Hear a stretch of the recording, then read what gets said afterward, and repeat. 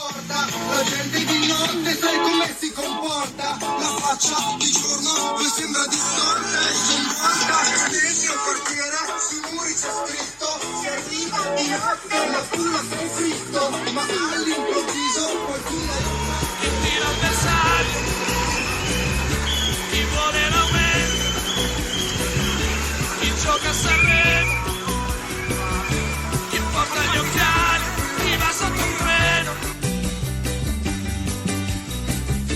chi ama la zia, chi va a porta via, chi trova scontato. E se perdiamo 400 medici nel Veneto, che sanità avremo? Già siamo in difficoltà. Che sanità avremo? È quella che vogliamo? È quella che deve essere data ad ogni cittadino o è un'altra cosa? E questo non lo dicono. Vi racconto una cosa che vi farà sorridere a me che piangere. Qualche giorno fa i segretari nazionali di categoria della UIL e della CGIL hanno avuto un incontro col Ministro della Salute. Il Ministro li ha pregati di fare ritirare questa norma perché mette in ginocchio la sanità e giustamente gli è stato risposto: guarda che questo provvedimento l'ha fatto il MEF, il Ministero dell'Economia, non il sindacato. Il sindacato, con tutti i suoi limiti e difetti, ha una coerenza che questo governo assolutamente non ha. Ha fatto tante promesse. Le pensioni, opzione donna, quota 103, lo dicevano anche i colleghi prima. Che cosa è stato fatto per le donne in questo paese? Le donne che hanno ancora il carico doppio, triplo, hanno il lavoro, anche una di me, il studente l'ha detto, no?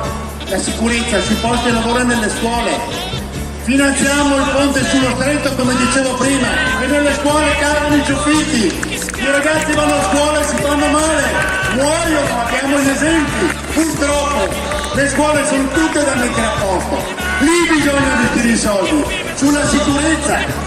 Ogni giorno ci sono morti, anche l'altro giorno qui nella nostra regione, che purtroppo da questo punto di vista ha i record di morti sul lavoro.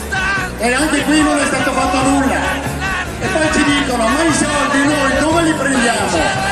Noi diciamo che i soldi non vanno presi dalle tasche dei lavoratori, ma vanno presi da chi li ha guadagnati in maniera facile, senza nemmeno i lavoratori e i pensionati, perché vanno a colpo sicuro, perché siamo solo noi che paghiamo le tasse in questo paese. Siamo solo e hanno tagliato, ovviamente, perché da qualche parte i soldi li devi trovare, hanno tagliato i trasferimenti agli enti locali.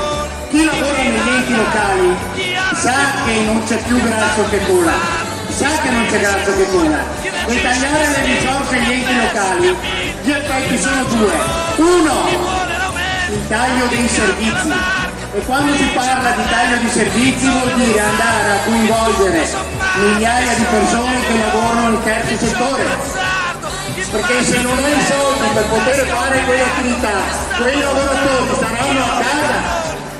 E la seconda cosa, l'addizionale IRPEF la dovranno aumentare per forza, non perché saranno brutti e sporchi cattivi i sindaci o i presidenti governatori delle regioni, perché saranno costretti per cercare di limitare il danno. Ecco, per me questo non è un paese civile e lotterò e lotteremo fino alla fine perché questa cosa non passa. Grazie a tutti.